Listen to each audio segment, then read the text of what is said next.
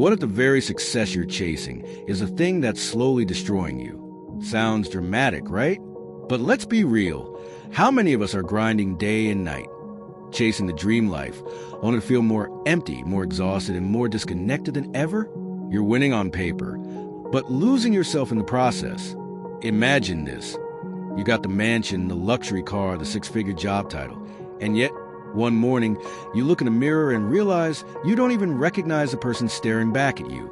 That's exactly what happened to Julian Mantle, the high-powered lawyer in The Monk Who Sold a Ferrari. And his story? It's not just inspiring, it's a full-blown wake-up call.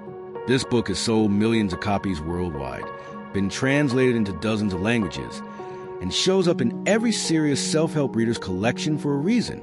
Because it dares to ask the question nobody else wants to answer. What's the point of success if it costs you your soul? Stick with me, because in the next few minutes, we're diving into a story that could radically shift how you define success, happiness, and what really matters in life. Welcome to Mindset Miracle, the home of breakthrough ideas, life-changing books, and strategies that elevate your mind, your money, and your mission. We don't just review books here. We extract the gold, distill the wisdom, and give you real tools to live a richer, fuller, more powerful life. So if you're tired of surface-level advice and want to dive deep into the truth behind personal transformation, hit that subscribe button and turn on notifications. Now, let's talk about the Ferrari. Or more importantly, why selling it might just be the best decision you ever make. This book matters because it hits where it hurts. If you ever felt burned out, overwhelmed, or like life's just become a to-do list you didn't sign up for, this book speaks directly to you. The Monk Who Sold His Ferrari is about reclaiming your inner peace without having to escape your outer world. It addresses the epidemic we don't talk about enough: success fatigue. We push harder, achieve more, earn more, but still feel empty. Julian Mantle had it all: a massive bank account, courtroom fame, designer suits, and yes, a blazing red Ferrari. But one day in the middle of a trial, he collapsed, physically, emotionally, spiritually.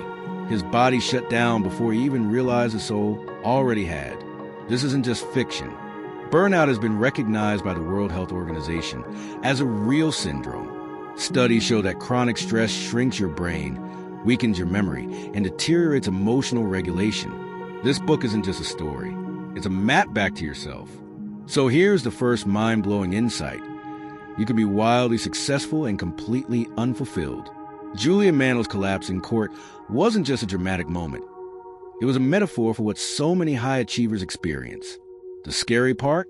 Most of us don't even notice we're on the same path until we're too far gone. It's like that old analogy of boiling a frog. If you put a frog in boiling water, it'll jump out immediately. But if you put it in lukewarm water and slowly turn up the heat, it won't move until it's cooked. Julian was that frog. And if we're not careful, we will be too. After his collapse, Julian disappears from the public eye. Months later, he shows up, transformed, peaceful, vibrant, radiating joy like he just got back from a spiritual rehab in heaven. Turns out, he did something radical. He sold everything. His mansion, his Rolex, and yes, the Ferrari. Then he flew to India and lived in the Himalayas with monks who taught him what true success really means. Let me ask you this. When was the last time you did something purely for your soul, not for a paycheck, a performance review, or a post? One of the most powerful metaphors in the book is this. Your mind is like a garden. Whatever you plant there grows. Let that sink in for a second. If you plant seeds of stress, anxiety, fear, comparison, don't be surprised when your mental garden becomes overrun with weeds. Julian learns from the monks that most people never tend to their minds. They just react, worry, repeat. Now, here's a quick mental quiz. Are your daily thoughts energizing or draining you? Do you dwell on problems or solutions? Are you feeding your mind with purpose or letting it binge on negativity? Because whatever you feed grows. One monk told Julian, if you care for your mind, nurture it and cultivate it just like a fertile, rich garden, it will blossom far beyond your expectations. But if you let the weeds take root, clarity and peace will be choked out. So what's the solution? Guard your mental garden like your life depends on it. Because it does. Start small, affirmations, journaling, meditation, even just choosing what not to consume, like doom scrolling social media right before bed. These are mental gardening tools. Use them daily. Now you might be thinking, okay, that's inspiring, but how do I actually live this out? Well, the monks didn't just drop philosophy and leave Julian to figure out.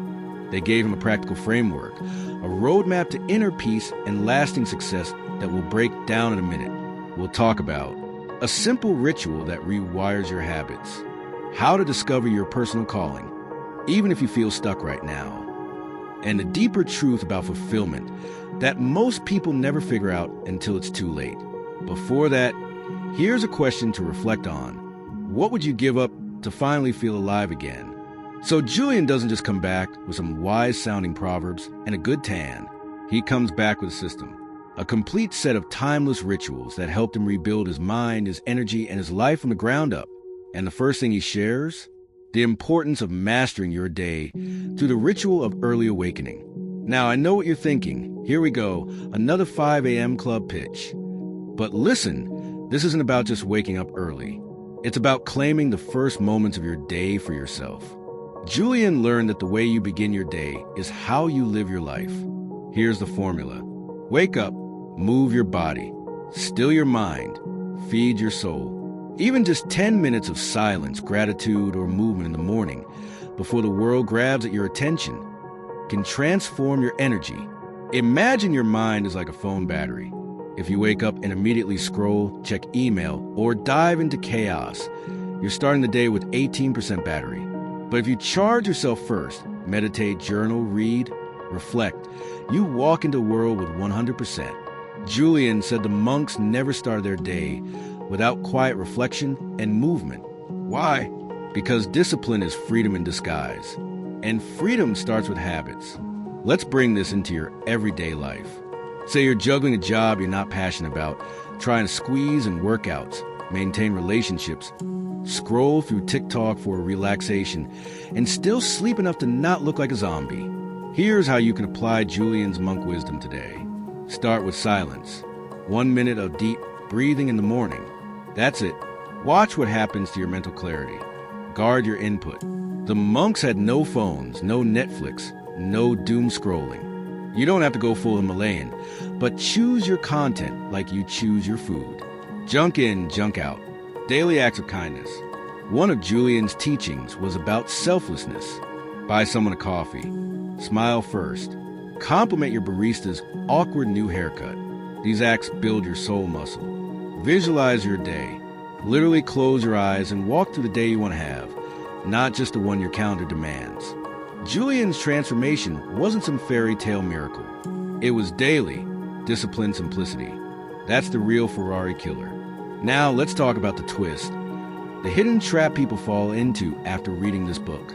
They think, great story, inspirational, but I can't just run off to the mountains, sell my stuff, and become a monk. But that's not the point. The book isn't about escaping your life.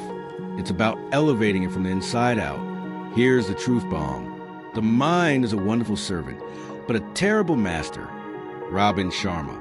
Julian didn't need to stay in the Himalayas. He brought the Himalayas back with him. Peace isn't about location. It's about how you think, act, and align with what truly matters. So the trap? Thinking you need to become someone else to find peace. The deeper truth? You already are that person. You've just forgotten. The world told you success was out there. The monks remind you it's been in here all along. Time for a rapid-fire bonus. 5 tiny habits from the book that can literally rewire your life. 1. The heart of the rose technique. Stare at a rose for 10 minutes. Seriously, focus only on it. This trains your mind to concentrate, quiet the noise, and build mindfulness. 2. The 10-minute reflection journal. Each night, write down what went well, what didn't, and how you'll improve. Over time, you'll become your own best teacher. 3. The secret of the lake. Visualize your ideal self every morning. Who you want to be, how you want to show up. Picture it like you're looking into a still lake. The clearer the image, the quicker the transformation. 4. Opposition thinking. Replace every negative thought with a positive one. Not fake optimism, but intentional redirection. Your brain is a pattern machine. Change the input, change the output. 5. Rule of 21. Any habit practiced consistently for 21 days becomes automatic.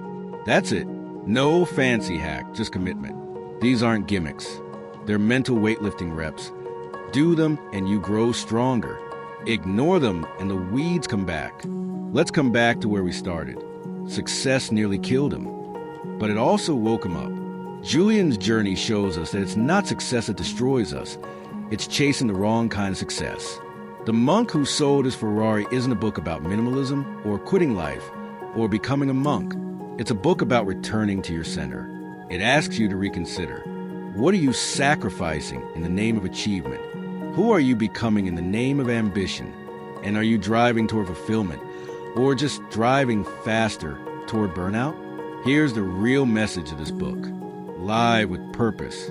Guard your time. Feed your mind. And never forget that the richest life is the one aligned with your soul. So if this video stirred something in you, don't ignore it. Start with just one ritual. Take back your mind, your time, your joy. And hey, if this resonated, hit that subscribe button, drop a comment with your biggest takeaway, and share this video with someone you care about. Because the Ferrari might be flashy, but peace of mind, that's the real luxury. Thanks for watching Mindset Miracle, where transformation begins one page at a time.